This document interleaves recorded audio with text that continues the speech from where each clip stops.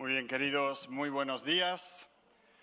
Que el Señor os bendiga a todos. Es siempre una alegría el poder ver vuestras caras. Y hoy estamos ya en el tercer domingo de Adviento. Eso no es cualquier cosa. Pero antes de eso os voy a contar una historia. Una anciana pensó que era demasiado trabajo el hacerle regalos a sus hijos, nietos y bisnietos. Por lo tanto, les escribió una tarjeta a cada uno, muy bien redactada y con las mismas palabras al final. Cada tarjeta era algo personalizado, ¿no? Y unos días después de enviar todas las tarjetas, descubrió que la idea que ella había tenido de mandarles un cheque a cada uno para que se compraran sus cosas, pues sí, había mandado la tarjeta y había mandado las mismas palabras, pero al final de la carta, de la tarjeta, escribió: compren sus propios regalos, pero se había olvidado de poner el cheque. Ahora, ¿sabéis? Uno debe de tomarse, o a veces deberíamos de tomarnos un poco más de tiempo para los preparativos, de cualquier índole, para los preparativos. Ahora, pensando justo en Adviento, nos podemos dar cuenta de que el Señor no nos dejó así en el aire, sino que con la palabra que Él nos envía, también quiere prepararnos. Escuchad, por ejemplo, lo que dice el profeta Isaías en el capítulo 40. Dice: voz que clama en el desierto, preparad camino al Señor, enderezad calzada en la soledad a nuestro Dios. Todo valle será alzado. Imaginaos esto, Todo valle será alzado y bájese todo monte y collado, y lo torcido se enderece y lo áspero se allane, y se manifestará la gloria del Señor, y toda carne juntamente la verá, porque la boca del Señor ha hablado. Esos son movimientos prácticamente cósmicos, ¿no? Imagínate tú que esas montañas que se ven allí nevadas se bajen, que los valles se alcen, que todo se allane para que el Señor venga. Y queridos, eso es así. Cuando el Señor venga, nada lo va a parar. Ni los valles, ni la oscuridad, ni las alturas, ni el frío, ni el calor, porque Él es el Señor de los señores. Adviento es, por lo tanto, un tiempo de preparación, ¿sí? Dado que Él vino y viene, eso es, Él está ya de camino para encontrarse con nosotros, o más bien nosotros nos vamos a encontrar con Él. Adviento es también un tiempo en el que nos deberíamos de estar preguntando toda una serie de cosas y no precisamente qué es lo que vamos a cenar ese día. ¿Tú qué vas a cenar, Macarena? Fíjate, no ha preparado nada.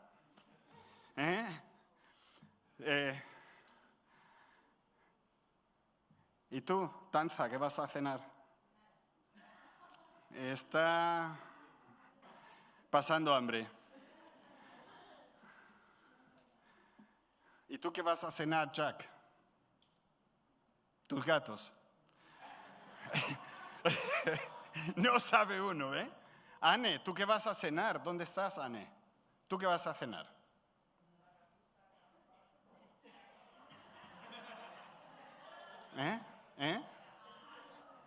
Ahí está, ahí está. Queridos, no es una cena familiar para lo que nos preparamos. No son los regalos que tenemos que ir ya juntando. Estamos hablando de una preparación para encontrarnos con el Señor de señores. Yo quisiera, junto con vosotros, si queréis buscarlo, leeros toda esta historia del nacimiento de Jesús. Es un texto algo largo, pero creo que es bueno que nos refresquemos la memoria con esto. Y es curioso que esta historia es lo que el profeta Isaías está describiendo. Y cuando el profeta Isaías describe eso, pues nos parece algo tremendamente convulsivo, pero cuando leemos la historia del nacimiento de Jesús, es algo mucho más pequeñito, es más oscuro, más escondido, no tan espectacular. Escuchemos. Aconteció en aquellos días que se promulgó un edicto de parte de Augusto César que todo el mundo fuese empadronado. Este primer censo se hizo siendo Cirenio gobernador de Siria. E iban todos para ser empadronados, cada uno a su ciudad. Y José subió de Galilea, de la ciudad de Nazaret, a Judea, a la ciudad de David, que se llama Belén, por cuanto era de la casa y familia de David, para ser empadronado con María su mujer, desposada con él, la cual estaba encinta. El rollo del padrón era ya en ese tiempo un problema, ¿verdad?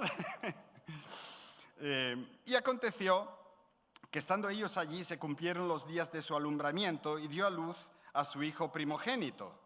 Y lo envolvió en pañales y lo acostó en un pesebre porque no había lugar para ellos en el mesón. Había pastores en la misma región que velaban y guardaban las vigilias de la noche sobre su rebaño. Y aquí se les presentó un ángel del Señor y la gloria del Señor los rodeó de resplandor y tuvieron gran temor. Pero el ángel les dijo: no temáis, porque aquí os doy nuevas de gran gozo que será para todo el pueblo, que os ha nacido hoy en la ciudad de David un Salvador, que es Cristo el Señor. Esto os servirá de señal. Hallaréis al niño envuelto en pañales, acostado en un pesebre. Y repentinamente apareció con el ángel una multitud de los ejércitos celestiales que alababan a Dios y decían: gloria a Dios en las alturas y en la tierra paz, buena voluntad para con los hombres. Sucedió que cuando los ángeles se fueron de ellos al cielo, los pastores se dijeron unos a otros: pasemos pues hasta Belén y veamos esto que ha sucedido y que el Señor nos ha manifestado. Vinieron pues apresuradamente y hallaron a María y a José y al niño acostado en el pesebre. Y al verlo dieron a conocer lo que se les había dicho acerca del niño. Y todos los que creyeron se maravillaron de lo que los pastores les decían. Pero María guardaba todas estas cosas, meditándolas en su corazón. Y volvieron los pastores glorificando y alabando a Dios por todas las cosas que habían oído y visto, como se les había dicho. Amén. Muy bien, queridos. ¿Sabéis? Las reacciones de las personas que vemos alrededor de esta historia han permanecido siempre las mismas desde el tiempo en que Cristo nos visitó. Es muy curioso que los humanos reaccionamos siempre igual ante unas noticias tan buenas como el nacimiento de Jesucristo, o tan especial como que un día volverá en poder. Son las mismas caras las que vemos alrededor de la cuna, las que vemos alrededor de la cruz, y también son las mismas caras las que vemos cuando Él vuelva coronado en gloria y poder. ¿Sabéis? Es algo majestuoso, es algo indescriptible el momento en el que Él vuelva a por nosotros. Es algo que no nos podemos realmente imaginar.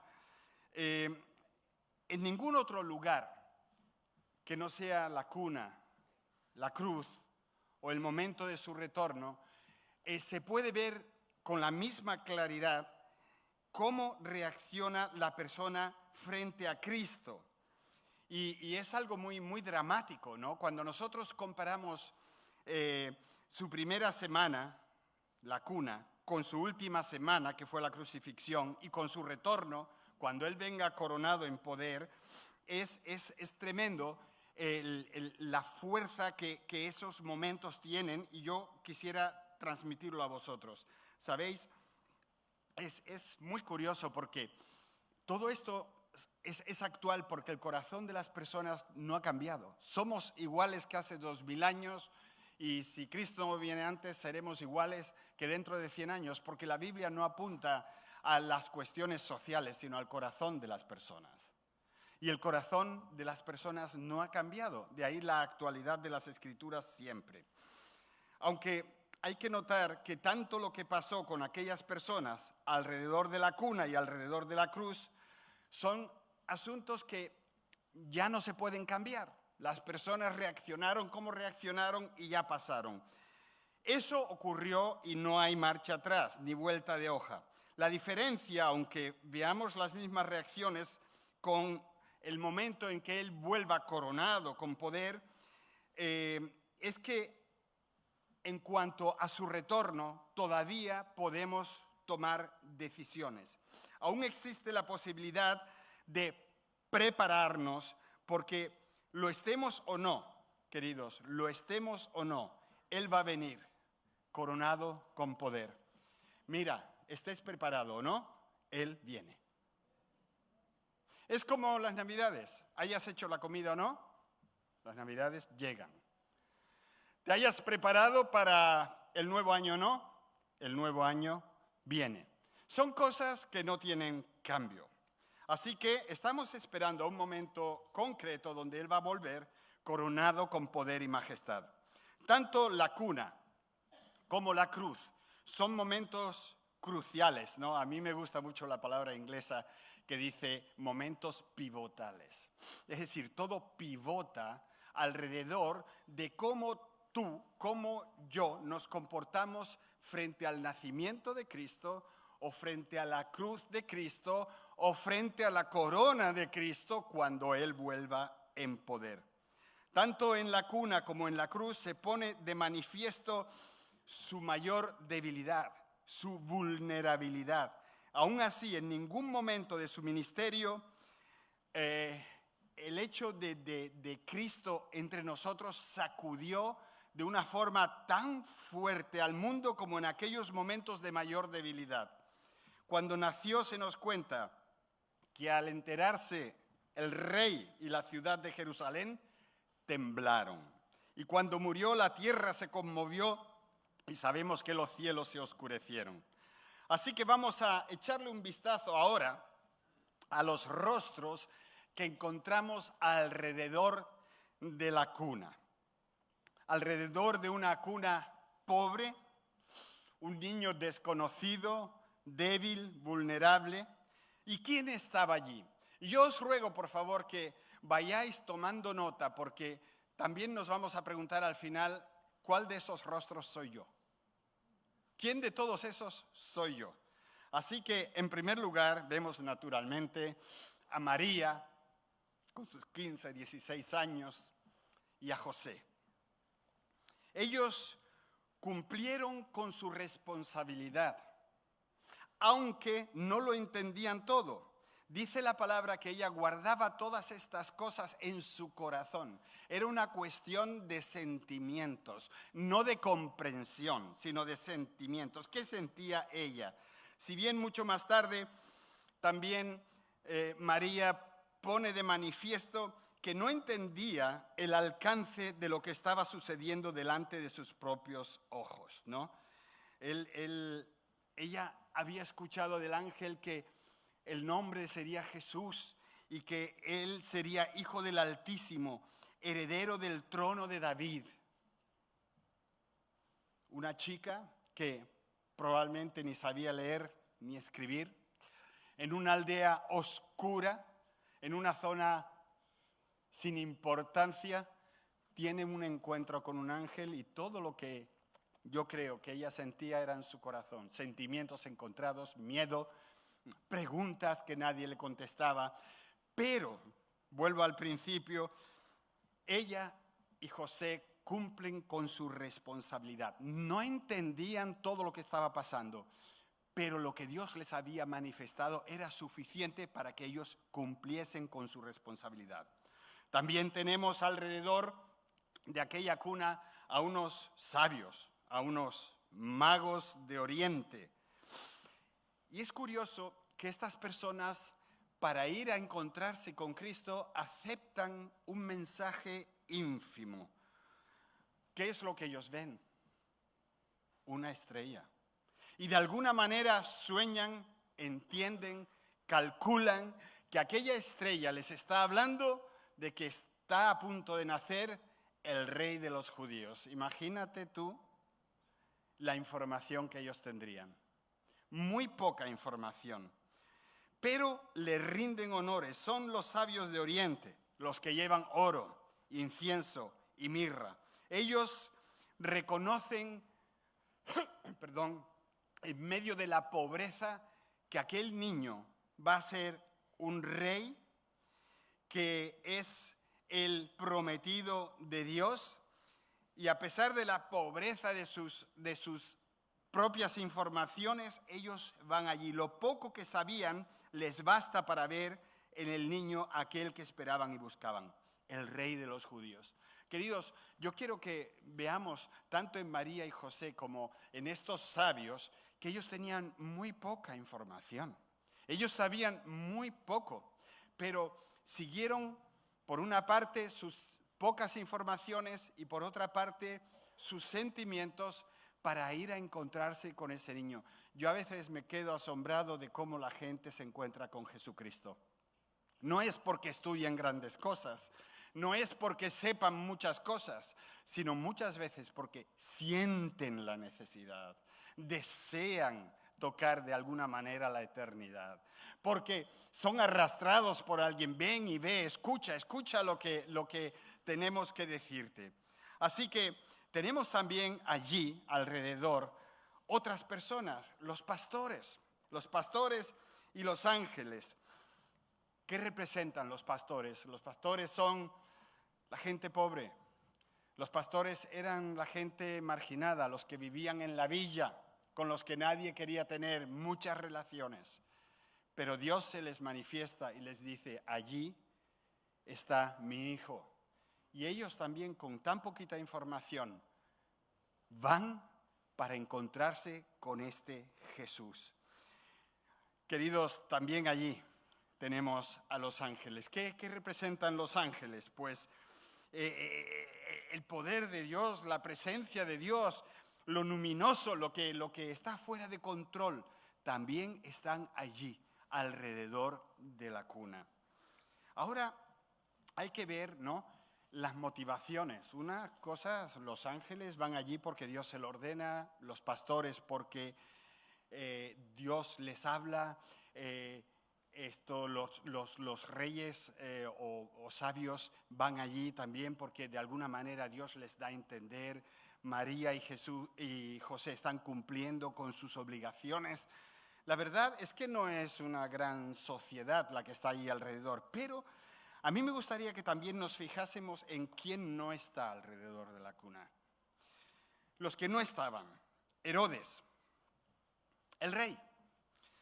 Herodes y toda Jerusalén con él quedaron conmocionados al oír de la boca de los sabios de Oriente que un rey había nacido. Y es realmente paradójico que un tirano como aquel tiemble ante un niño impotente. Su reacción intentando perseguir y exterminar al niño es la típica del hombre que desea conservar, cueste lo que cueste, su statu quo. Es decir, que todo se quede igual. Nada debe de moverse, nada debe de cambiar. Y queridos, de esos así en nuestro país, así. No me toques, yo sé lo que creo, yo soy católico, yo soy agnóstico, a mí no me vengas con esas historias. No quieren moverse. Quizás en el corazón teman, estén inseguros, no lo sé. La cuestión es que no se mueven de donde están. Todo debe de seguir igual y cualquier cambio es visto como un peligro potencial. Todo tiene que quedarse igual. Nada de radicalismos religiosos, nada de decisiones religiosas, déjamelo todo así. Y es también paradójico que los líderes religiosos de aquel entonces no reconocieran que en ese momento se estaba cumpliendo la gran esperanza de su pueblo. Cuando se le pregunta a los líderes religiosos, cuando Herodes le pregunta, oye, ¿dónde van a hacer el rey? Ellos enseguida dicen, en Belén de Judea, y le citan al rey las escrituras, ¿no? Y es curioso que los religiosos se dan cuenta de que delante de ellos se están cumpliendo las Escrituras, se está cumpliendo la profecía, la esperanza de Israel, y no son capaces de caminar 10 kilómetros para ver qué es lo que estaba pasando allí, sino que se quedan en sus casas. Nada los movió siquiera a pasarse por allí ni a indagar personalmente lo que estaba ocurriendo. Nada. Lo que realmente hicieron fue rechazar todo lo que estaba revelado en sus escrituras santas. Queridos, estas son la gente religiosa, gente muy de su religión. Nada nuevo, nada que me pueda conmover. Yo siempre he creído así, mis padres han creído así, y yo quiero seguir creyendo así. Pero hombre, si delante de tus ojos está naciendo el rey, el prometido, el Mesías, Dios se está moviendo. Nada. Prefiero mi religión que cualquier cosa que me aboque a un cambio. Pero hemos de añadir que la reacción ante Cristo en su cuna no estuvo solo limitado a la esfera humana. Este acontecimiento fue señalado por irrupciones del mundo espiritual en el mundo visible. En cada caso, tanto en la cuna como luego veremos en la cruz, hubo una irrupción en la tierra y una lucha, una disyunción en los cielos. En su concepción, cuando él fue concebido, se movió misteriosamente el Espíritu Santo sobre el vientre de María. Fueron ángeles los que anunciaron su llegada, tanto a María como a José, e inclusive a Elizabeth, tanto a los pastores como también a los sabios de Oriente por medio de aquella singular estrella.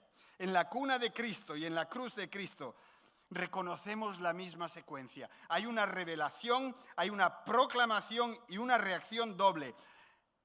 Los que aceptan el mensaje y van a homenajear al Señor, y los que lo rechazan y lo persiguen. Ay, hermanos, entre el qué está haciendo Dios y esa curiosidad y los otros, déjame tranquilo.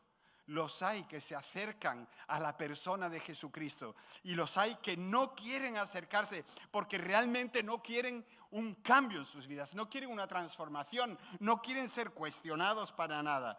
Aquellos que se hallaban cerca, los religiosos, estaban en realidad muy lejos, muy lejos. El religioso siempre está lejos de Dios. Mientras aquellos sabios que estaban lejos, estaban muy cerca de Dios. Y también los pastores. Se encontraban en realidad, aunque físicamente estaban tan lejos, estaban muy cerca de Él. La paradoja de Dios, muchas gracias, los contrastes de Dios, la insondable sabiduría de Dios estaba allí. Vedlo en la cuna, mirad a la cuna, ahí está Dios tal y como es.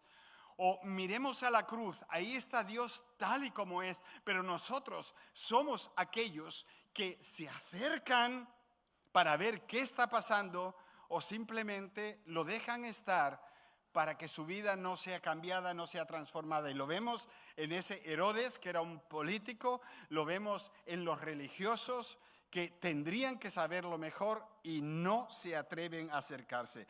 Ya dice la Biblia que Dios ha elegido lo necio del mundo para avergonzar a los sabios, porque los sabios de verdad, los que lo sabían todo, no se acercaron. Y dado que, como reza en nuestra ventana ahí fuera, celebramos Adviento porque Él vino y Él vendrá, vamos a dirigir ahora nuestros pensamientos un paso más allá y nos vamos ahora a la cruz. Vamos a observar los rostros alrededor de la cruz. De nuevo hallamos al Señor de la misma manera que al principio, pobre, incomprendido, débil, vulnerable. Y allí está de nuevo su madre, aún llena de incomprensión y de un dolor muy diferente al del parto, pero en definitiva dolor y desgarro. El dolor de la despedida, el dolor que probablemente ella como madre desearía estar pasando en lugar de su amado hijo, el desgarro del adiós y de la desesperanza que se veía allí en la cruz. De hecho, no ha cambiado mucho. Era como junto a la cuna su responsabilidad de estar allí, si bien no entendía lo que estaba ocurriendo. Qué curioso, ¿verdad? Si nos fijamos en María, casi siempre la vemos que no entiende de lo que va la cosa. Cuando también lo va a buscar a su hijo, tu madre y tus hermanos están ahí y quieren hablar contigo. Y Jesús le dice, no, mi madre y mis hermanos son aquellos que hacen mi voluntad. Y ella se queda fuera otra vez. Es muy fuerte, ¿no? Vemos también alrededor de la cruz el rostro del centurión y algo más alejados unos pescadores a falta de pastores, ¿no? El centurión, un hombre que venía de tan lejos como los magos de Oriente, probablemente este venía de Occidente, de Roma, cree y reconoce allí al Hijo de Dios. Los pescadores que han creído en él también lo han seguido hasta la cruz. Y eso no es curioso, queridos, es lo mismo que en la cuna. Ahora que Dios se revela en una cruz, los lejanos, los pecadores, creen, mientras que los cercanos y los religiosos lo rechazan otra vez. Y yo veo aquí un tremendo peligro, queridos, para nosotros como creyentes. A veces estamos tan cerca que no lo vemos. A veces estamos tan acostumbrados que ya no nos toca el corazón ni la mente. De lo más clamoroso es que esta vez los religiosos sí que están allí.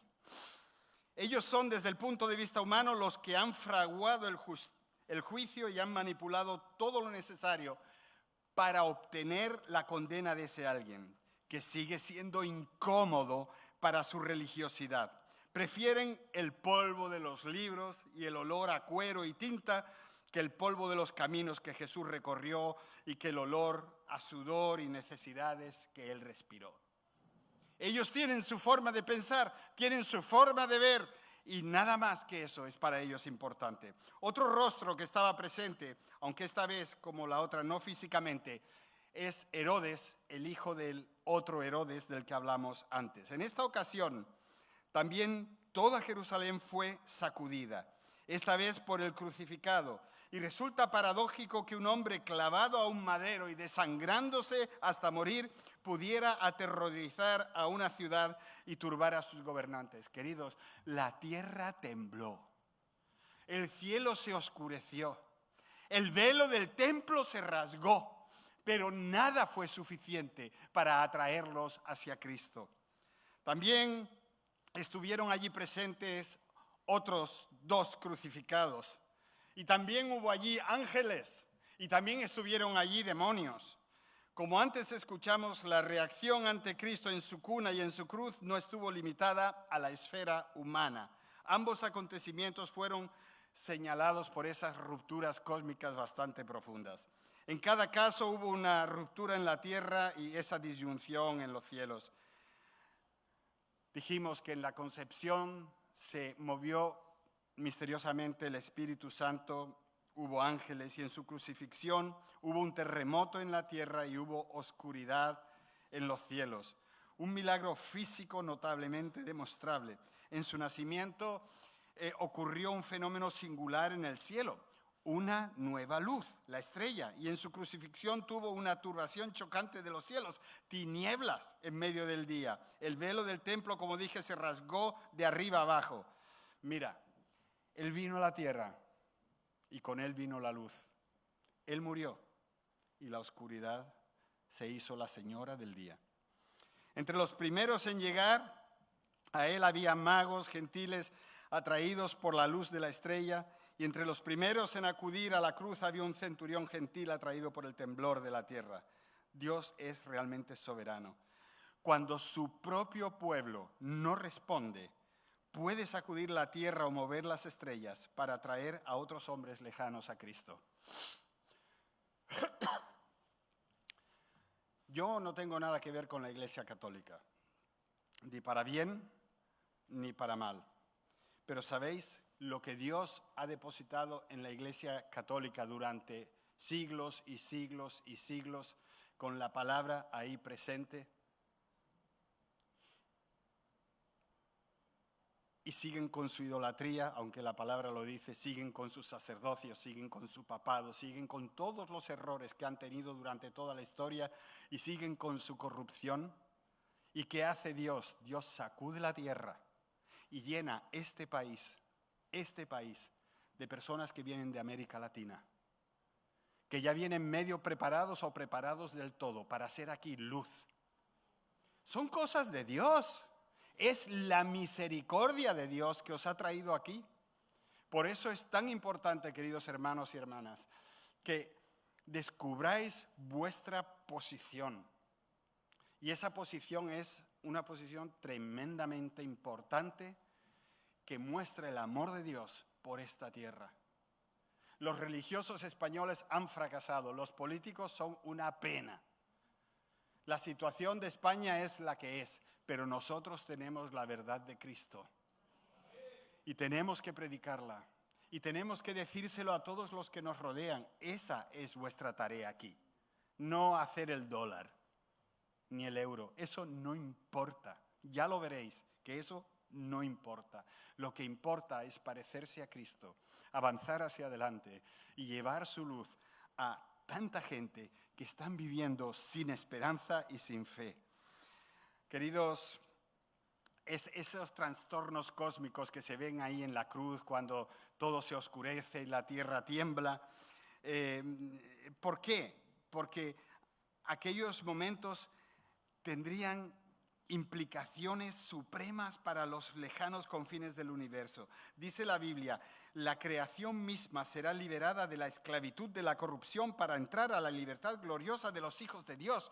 Es que la muerte de Cristo en la cruz, venciendo al pecado y pagando el pecado, es algo que libera incluso a la creación. Temblores de tierra y fenómenos en el cielo eran solo premoniciones del tiempo en que todo el universo será transformado cuando Él retorne, cuando tenga lugar su definitiva coronación, cuando venga a ejercer su poder y su derecho. Queridos, no pasemos por alto que en la cuna Él nace para morir y en la cruz Él muere para vivir. Gloria a Dios, ¿verdad? Es algo precioso. Y eso tiene que ver con nosotros. Nosotros nacemos para morir, pero morimos para vivir, justo igual que nuestro Señor. De ahí que la Biblia nos enseña que ese Cristo, el que vive, volverá un día, y las señales apuntan, amados, a que ese día no está lejos. Pero no va a venir como un niño desvalido ni como alguien que se deja crucificar. No es el Cordero de Dios que quita el pecado del mundo, sino el León de Judá que juzga al mundo.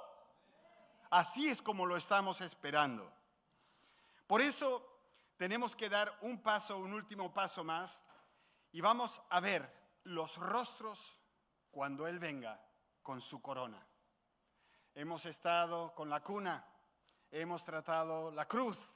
Ahora vamos a ver la corona. Permitidme que lea 2 versículos que ejemplifican también los 2 tipos de rostros que hemos estado observando durante la meditación de hoy. Pablo explica a su colaborador Timoteo cuál es su esperanza con respecto al momento en el que Jesucristo retorne. ¿Qué le traerá su coronación? Lo leemos en 2 de Timoteo 4:8. Dice: en el futuro me está reservada la corona de justicia que el Señor, el juez justo, me entregará en aquel día, y no solo a mí, sino a todos los que aman su venida. Gloria a Dios. Queridos, que Cristo venga es una tremenda alegría. Seremos transformados, seremos arrebatados, estaremos en su presencia para siempre. Por eso, cuando nosotros pensamos en el momento de su coronación que se muestre aquí en la tierra, nuestros sentimientos son gozo, alegría, seguridad, certeza, descanso. Por fin, todo lo que hemos creído se hará realidad. Y ahora vamos a escuchar las palabras del apóstol Juan con respecto a la cara que se les quedará o que pondrán aquellos que aún no han depositado su esperanza en Cristo cuando Él retorne. Está en Apocalipsis 1:7 y leemos: he aquí, viene con las nubes, y todo ojo le verá. Y también aquellos que lo traspasaron, y harán lamentación por él todas las tribus de la tierra. Amén. Ahí hay miedo, ahí hay terror, ahí hay desasosiego. Los arquetipos aparecen de nuevo, rostros que se alegran, los que aman su coronación, su venida, y rostros que se demudan en un rictus de terror y un grito de desesperación al verlo venir en gloria y majestad, coronado de poder. Queridos, es lo mismo. En Cristo se divide el universo, en Cristo se divide la humanidad, en Cristo se divide tu vida. No hay posiciones intermedias, no hay situaciones diplomáticas. A Cristo se le toma tal y como Él se presenta, o se le deja de lado como una mayoría ha hecho. Sin embargo, aun si tú lo has dejado de lado, hay esperanza. ¿Por qué? Porque el momento de su coronación visible para este mundo no ha sucedido aún. No lo hemos visto todavía retornar en poder para juzgar.